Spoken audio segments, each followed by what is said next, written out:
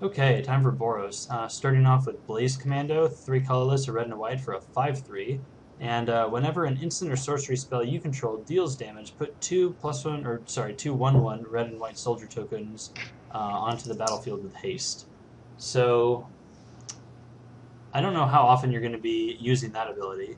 Um, Maybe if you're main decking Skullcrack, but that doesn't seem like a great plan A. Um, hmm. Yeah, I don't know. I'm not a big fan of this guy. What do you think? I think it's pretty bad. I'd probably Yeah. give it a 2 or 2.5. I mean, Boros, you never really wanted that many 5 drops anyways, And he's just not that and impressive. there are just better ones than a Yeah. 5/3. He kind of reminds me of Fortress Cyclops a little bit. Yeah. Look, it's like gold and it's like big, and you're like, oh, that's going to be awesome. And then you read it and you're like, well, maybe not. Okay, Boros Battle Shaper, 5 colorless, a red and a white for a 5/5. At the beginning of each combat, up to one target creature attacks or blocks this combat if able, and up to one target creature can't attack or block this combat. Hmm. So you're only able to attack with one creature, and they're only able to block with one creature, and you get to choose who the blocker is. Am I interpreting that correctly?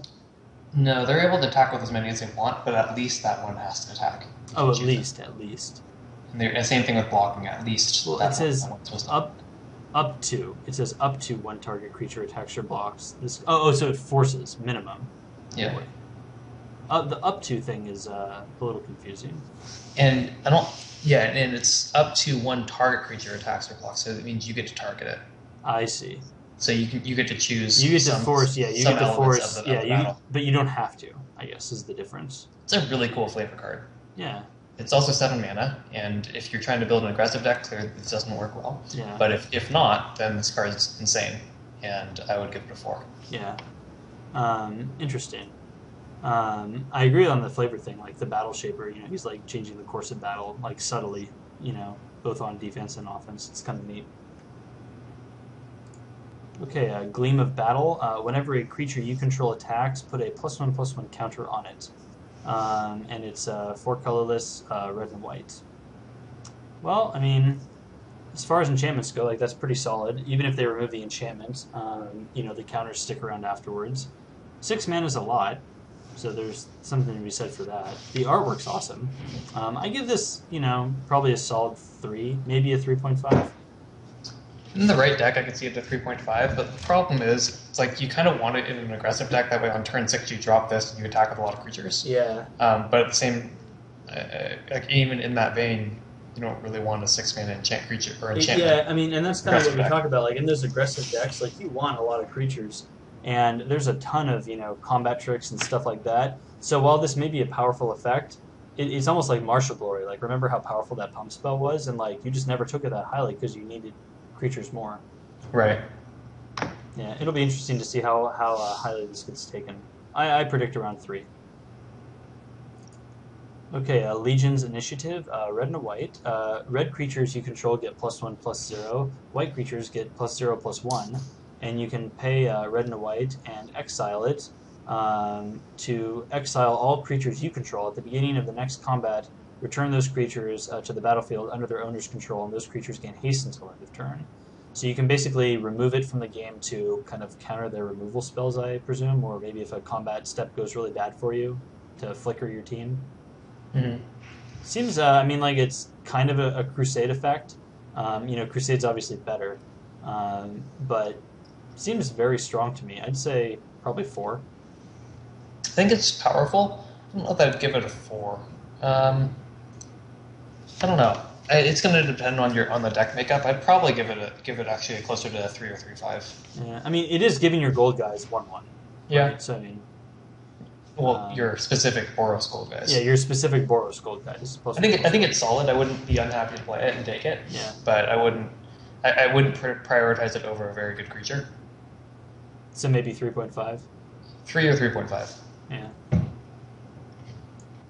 All right, Tajik, Blade of the Legion, 2 colorless, red and a white for a 2/2. He's indestructible, and he has Battalion. Whenever Tajik and at least 2 other creatures attack, he gets +5/+5 until end of turn. I think this is the 4-drop that Boros wants. None of this Boros Reckoner nonsense. The fact that this guy is indestructible is awesome because he enables Battalion and you never have to worry about losing him in combat. And when you have Battalion, he becomes this 7/7 behemoth. And this guy, I think this guy's a solid 4. Yeah, this guy's awesome. He really needs haste. That'd probably be fair. It would be fair. Vishino First Blade, 1, a red and a white, gives you a 2/2 haste. And when Vishino First Blade enters the battlefield, it gets +2/+2 until end of turn. I kind of appreciate what they're trying to do here. It's no Sky Knight Legionnaire, I think, though. It does kind of do 4 damage out of nowhere, which is nice. And it can enable, Battalion out of nowhere, which is nice. But I feel like every time I play this card, I'll just be thinking I would rather have Sky Knight Legionnaire. What do you think? Yeah, I think this is strictly worse than Sky Knight Legionnaire, but Sky Knight Legionnaire was basically the first pick. Right. So that being said, I think this is still very solid. Anything with haste on it for Boros, you have to look at it very closely because it's an insane combination with Battalion. Yeah. So in a good aggressive deck, I think it's very solid, and I'd give it a 3/5. Although it just as a random dork, it's probably closer to a 3. Yeah. Okay, War Leader's Helix, 2 colorless, a red and a white. War Leader's Helix is an instant, deals 4 damage to target creature or player, and you gain 4 life. Pretty solid removal spell. 3/5 seems pretty reasonable for this. Yeah, unsurprisingly, something that parallels Lightning Helix. It's still insane. This is significantly worse than Lightning Helix, right? But it is still a very solid removal spell. Yeah. And I think the 4 damage will be appreciated in this format since, like we said, lots of big butts. Yep. Homing Lightning, is good as well, but it's surprising how much more awkward, 4 mana is compared to 2 and 3. I mean, it should be obvious, but it just seems to be driven home when you're looking at your hand and you just can't get that 4 mana spell out in time. So you're definitely right when you said that this is no Lightning Helix, but I think solid 3/5, going to take it pretty highly, and always going to be happy to put it in a Boros deck. Yeah, the fact that it can go to the face helps quite a bit. Exactly. All right, now we're talking about the Fuse cards. Probably the most awkward card to turn over and orient and stuff for the purposes of recording, but I think we got it. So Alive and Well. Basically, I guess the way these work, they're similar to the split cards, but you have the option of casting both of them if you have the mana. So Alive is 3 and a green to put a 3/3 Centaur into play, and then Well is white mana for 2 life for each creature you control. It seems pretty decent to me. I mean, Selesnya wants as many of those stupid Centaur tokens as it can get its hands on, so Selesnya is always going to want this card. And then, the life gain could just be gravy later on to help you stabilize as you build up your Centaur army. I give this a 3/5. I'd probably give it a 3. I mean, it's not bad, but the kind of the pinnacle, the reason why a lot of the Fuse cards are good is you can see good uses for either half, and there's not really that great of a use for just the Well side. The Alive side is fantastic, and it's a very solid 3. Yeah. The other side, it's not a big enough impact in my mind to make it push it over the edge. All right. I'd be happy taking it and playing it, but I'm not going to take it very early. Okay, so Armed and Dangerous, red and a green one. So for Armed, it's a colorless and a red, and target creature gets +1/+1 against double strike until end of turn. And then Dangerous is 3 and a green. All creatures able to block target creature this turn do so. This just doesn't seem that exciting. Really? I mean, I think this card's awesome. Really? I mean, I guess it gets a lot of damage through, so you can... no, sorry, I'm not thinking about this card the right way. You need to be giving double strike to one guy and then luring the other. It wipes their board. Yeah. Or kills them. Yeah, no, this card's dumb. Yeah, this card's awesome. 3/5? 3/5. 3/5 or even 4. I mean, Really? it's going to end games. Yeah, this card is silly. All right. Probably a 3/5. But... Yeah, 3/5. Okay, Far and Away. Far is 1 and a blue. Instant return target creature to its owner's hand. I already love this card. And then Away is target player sacrifices a creature. I'm in love with this combination already. Black-blue is my favorite color combo to play. And this looks amazing. Yeah, this card's great. It's a very solid 3.5, I'd say. Yeah, I agree. Beck and Call. Beck is a green-blue card, and whenever a creature enters the battlefield this turn, you may draw a card. And then Call is 6 mana, 4 and a blue and a white, and put 4 1/1 bird tokens onto the battlefield with flying. So this is interesting. I mean, like, if you have 8 mana, it's obviously absurd, right? Like, put 4 tokens and then draw 4 cards, but 8 mana is a lot. Um, I could see using the Beck part of it just to cycle quickly, and the call part of it just seems like not that exciting to put 4/1/1 birds into play. Like, Eye in the Sky was okay, but it was always more exciting when you were just populating a Centaur token and not putting the birds into play. So I'm going to give this one a 3. I'd probably go down a little bit even more. I'd probably give it a 2.5. Yeah. I mean, it's a lot of mana. It is. And I think the backside just doesn't work that well in limited. Yeah. It's rare that you're going to be able to actually go through a lot of creatures. Right. Every once in a while it'll come up, but not often. Yeah. Here we have Flesh and Blood. Flesh is 3 colorless, black, green, and Blood is red, green. Flesh, exile target creature, card from a graveyard, put X+1/+1 counters on target creature where X is the power of the card you exiled, and then Blood, target creature you control deals damage equal to its power to target creature or player. This card looks absurd, and I think we're right back up to 3.5 again. Yep. Yeah. Both parts are awesome. Both together are even more absurd. Okay, breaking and entering. Blue-black for breaking. Sorcery. Target player puts the top 8 cards from the library into the graveyard. And then entering. 4 colorless, black-red. Put a creature card from a graveyard onto the battlefield under your control. It gains haste until end of turn. So interesting that the entering part, you don't have to like sacrifice the creature at the end of turn. You just get it back. So you can like steal their creature if they have a good one. Again, 8 mana is a ton, but you could just use the entering part, reasonably. I'd give this a 3. I give it a 3. It may end up being a 3.5. Yeah. But I'd give it a 3. Yeah. Okay, here we have Turn and Burn. R&D must have had a blast naming these cards. Turn was 2 colorless and a blue for an instant. Target creature loses all abilities and becomes an 0/1 red weird until end of turn. And then Burn deals 2 damage to target creature or player. Card's amazing, 3.5 at least. Yeah, 3.5. Yeah. Okay, so Catch and Release. Catch is colorless, red and a blue. For sorcery, gain control of target permanent until end of turn. Untap it, it gains haste until end of turn. And then Release is 4 colorless, red and a white. Each player sacrifices an artifact, creature, enchantment, land, and planeswalker. Wow. So the catch part basically is active treason, and then if you can somehow come up with 9 mana, you get absurd value from it. Also, Catch notably can take planeswalkers. Ah, interesting, because it's target permanent. Huh. I'd probably put this at 3. I'd give it a 3.5. I mean, Really? when you just need active treason, it does it. Yeah. And then you don't have to use 9 mana. Even at 6 mana, it can still be good. Yeah. Well, I mean, the artifact I think is going to be almost always irrelevant. Each player sacking a creature, that's fine. Enchantment maybe, land probably irrelevant, and planeswalker maybe. I don't know, like that just doesn't seem like a huge blowout to me most of the time. It seems pretty even. It's not a huge blowout, but okay. I mean, I can see it being a 3. Yeah, it just doesn't seem as powerful as the other ones we've looked at so far. Yeah, that's fair. Okay. Okay, Down and Dirty. Down is 3 and a black. Target player discards 2 cards. Dirty is 2 and a green. Return target card from your graveyard to your hand.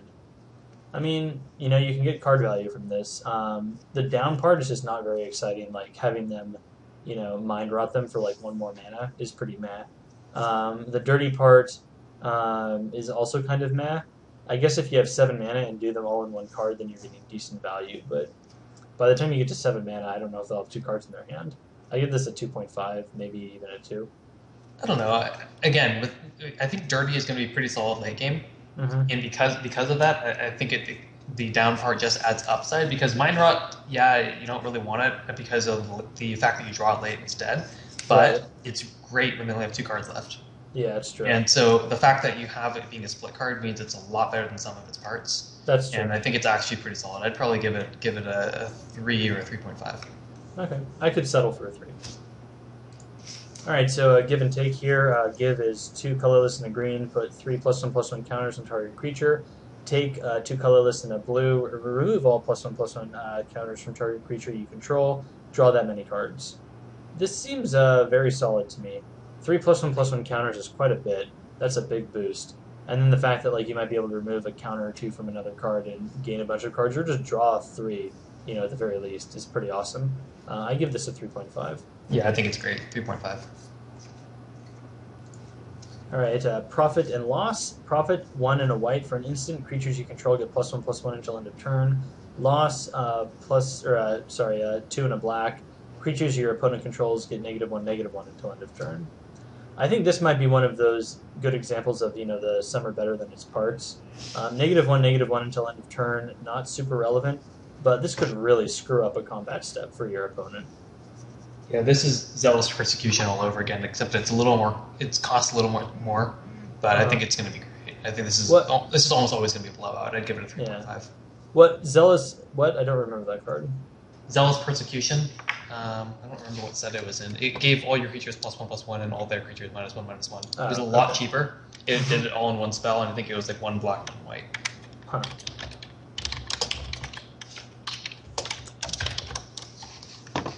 All right, we have a Protect and Serve, 2 and a white for Protect. Instant, target creature gets +2/+4 until end of turn, and Serve, 1 and a blue, target creature gets -6/0 until end of turn. Pretty similar, like maybe not as catastrophic as the previous card we just looked at, but you could get pretty good value out of this. I think it'll be very versatile, and it'll do a lot of work. I think solid 3.5. I'd probably give it a 3. It's harder to make work than Profit and Loss, and it's certainly harder to make work than Turn and Burn. I mean, yeah, Turn and Burn that's true. This is not as good as Turn and Burn. I settle for a 3 on this one. Okay, Ready and Willing. Ready is 1, a green and a white. Instant, creatures you control are indestructible this turn. Untap each creature you control. And Willing is 1, a black and a white. And creatures you control gain Death Touch and Lifelink until end of turn. This is Rootborn Defense on steroids. This is such a dumb card. 3.5, maybe 4. Yeah, it's 3.5. I mean, it's going to be a blowout, but yeah. It should have Populate. This is kind of like, it should have Populate. You don't even need to do the combat math of this one. You just know all of their stuff is dead, and you just gain a bunch of life. Yeah, that's pretty good. All right. Okay, Wear and Tear. Wear is a colorless and a red for an instant. Destroy target artifact. That'll be super relevant. And Tear is a white. Destroy target enchantment. I think this is a sideboard, so 1. 1.5. I think it's going to be a very solid sideboard. And I actually think it might be a little more relevant because I'm guessing there are going to be actually a lot of artifacts played. Oh, all the clue stones and stuff? Clue stones and keystones. That's true. I forgot about that. Yeah, I mean, because it's so weird in Gatecrash, like, there were just no artifacts. And even in Return to Ravnica, there weren't that many. All right, here we have Toil and Trouble. Toil is a 2 colorless and a black. Sorcery, target player draws 2 cards and loses 2 life. Trouble, 2 colorless and a red. Trouble deals damage to target player equal to the number of cards in that player's hand.